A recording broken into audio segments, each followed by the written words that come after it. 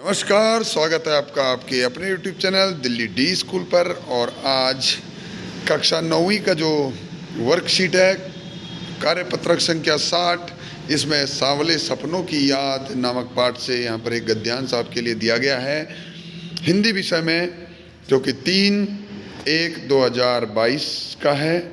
और प्यारे बच्चों, अब हम इसे पढ़ते हैं कि नीचे दिए गए गद्यांश के हमें को पढ़ना है, समझना है और उससे संबंधित जो प्रश्नों के उत्तर हैं उन उत्तरों को भी देना है। तो चलिए ज़्यादा समय न लेते हुए शुरू करते हैं। लेकिन हाँ, इस वीडियो को सभी बच्चे अंत तक देखें और अगर किसी को कोई परेशानी हो तो वे इस वीडियो के कमेंट बॉक्स में अपनी परेशानियाँ, जो समस्याएं आपको आ रही हैं, उन्हें ज़रूर लिखें। साथ ही साथ ऑनलाइन क्लासेस में ले रहा हूँ, उनमें भी आप जुड़ें और इस चैनल को सब्सक्राइब करना बिल्कुल ना भूलें। तो चलिए सालिम अली जी के बारे में देखते हैं। सालिम अली जी जो कि बर्ड वाचर है, यानी कि जो पक्षी वैज्ञानिक हैं वे, और उनके बारे में ये लेख है कि सालिम अली ने अपनी आत्मकथा का नाम रखा था फॉल ऑफ द स्पैरो। ठीक है, ये उनकी आत्मकथा का नाम है।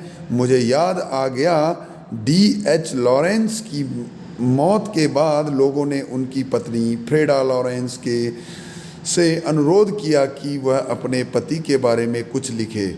फ्रेडा चाहती तो ढेर सारी बातें लॉरेंस के बारे में लिख सकती थी, लेकिन उसने कहा, मेरे लिए लॉरेंस के बारे में कुछ लिखना असंभव सा है। मुझे महसूस होता है मेरी छत पर बैठने वाली गौरैया लॉरेंस के बारे में ढेर सारी बातें जानती है, मुझसे भी ज़्यादा जानती है। तो ये किसने कहा? फ्रेडा ने कहा। फ्रेडा कौन है? लॉरेंस की पत्नी। ठीक है, तो बोला कि जो गौरैया है वो मेरे से अधिक शायद लॉरेंस के बारे में जानती है। ठीक है, वो सचमुच इतना खुला और सादा दिल आदमी था। कौन? लॉरेंस। मुमकिन है लॉरेंस मेरी रगों में है, मेरी हड्डियों में समाया हो, मेरी रगों में, मेरी हड्डियों में समाया हो, लेकिन मेरे लिए इतना कठिन है उसके बारे में अपने अनुभवों को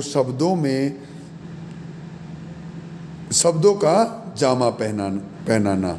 मुझे यकीन है कि मेरी छत पर बैठी गौरैया उसके बारे में और हम दोनों के बारे में मुझसे ज़्यादा जानकारी रखती है। ये कौन कह रही है?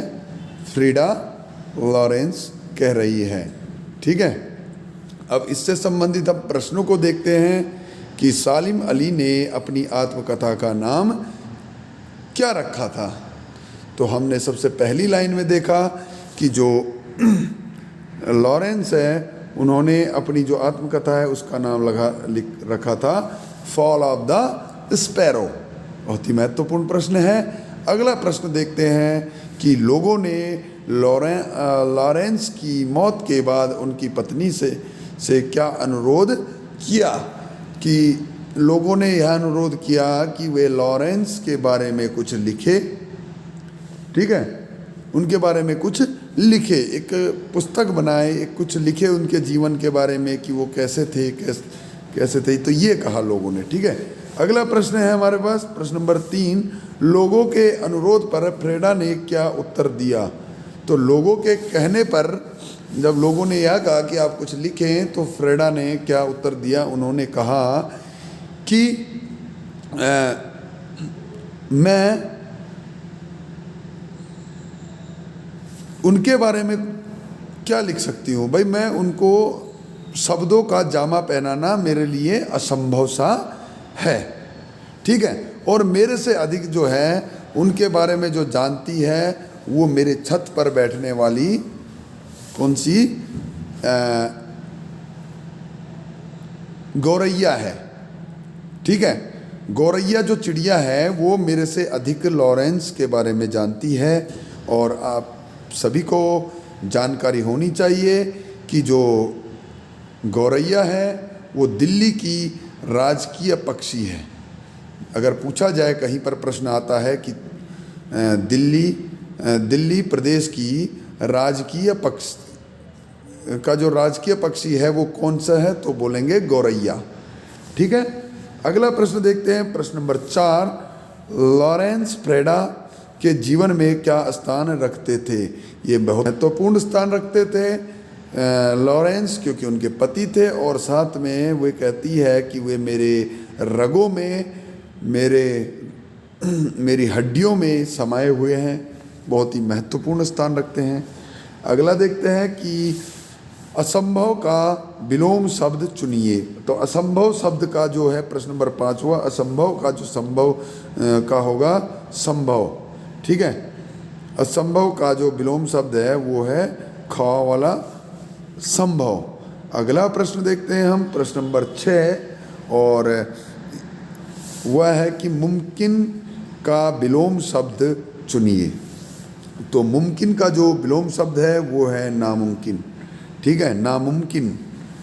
ठीक है, अगला देखते हैं प्रश्न नंबर 7। पक्षी शब्द के 2 पर्यायवाची शब्द लिखिए। तो पक्षी के 2 पर्यायवाची कौन से होंगे? तो पक्षी के कौन से होंगे ये बताइए आप। एक खग का मतलब पक्षी होता है, और साथ में आप पंछी कह सकते हो। ठीक है, इस तरह से, और परिंदा कहते हैं। तो ये इसके पर्यायवाची शब्द हैं। तो इन सभी प्रश्नों को अपनी कॉपी में ज़रूर लिखें और इसे एक बार ध्यान से ज़रूर पढ़ें। बहुत ही महत्वपूर्ण पाठ है सांवले सपनों की याद, जो कि सालिम अली के बारे में इसमें हमें जानने को मिलता है। तो चलिए मिलते हैं अगली वीडियो में, तब तक के लिए नमस्कार, जय हिंद, जय भारत।